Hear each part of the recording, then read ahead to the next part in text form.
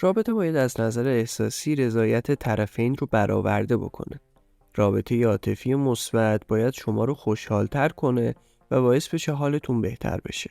با این حال اگر رابطه‌ای باعث ناراحتی شما شد، ممکنه شما درگیر یه رابطه سمی شده باشید.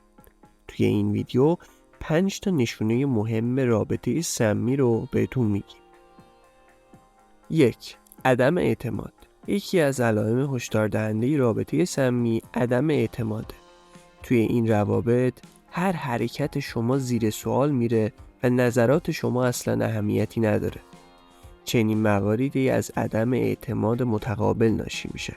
وقتی شریک زندگی شما به شما اعتماد نداره، توی تمام مسائل زندگی شما دخالت میکنه و این دخالت‌های زیاد ممکنه شما رو خسته کنه. اعتماد پایه و اساس هر رابطه سالمیه و اگه اعتماد توی رابطه شما وجود نداشته باشه، شما وارد یک رابطه سمی شدی. شماره 2. بی احترامی کردن. احترام گذاشتن به همدیگه علامت یک رابطه سالمه. با این حال توی روابط سمی متوجه میشید که همسرتون از شما بی دلیل انتقاد میکنه یا به شما توهین میکنه.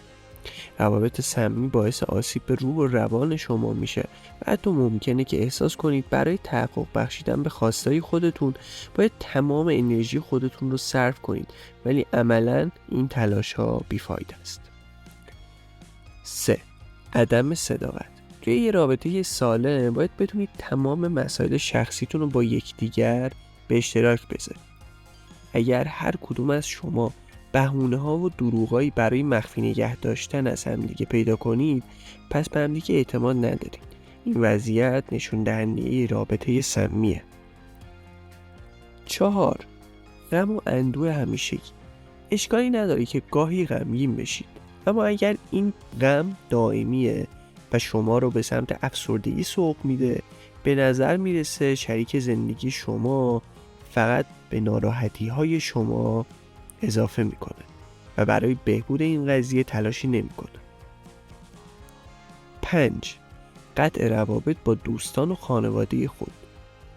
روابط سمی میتونن اونقدر طاقت فرسا باشن که شما مجبور بشید که دوستا و خانواده‌تون رو ترک بکنید و یا اونها رو نادیده بگیرید.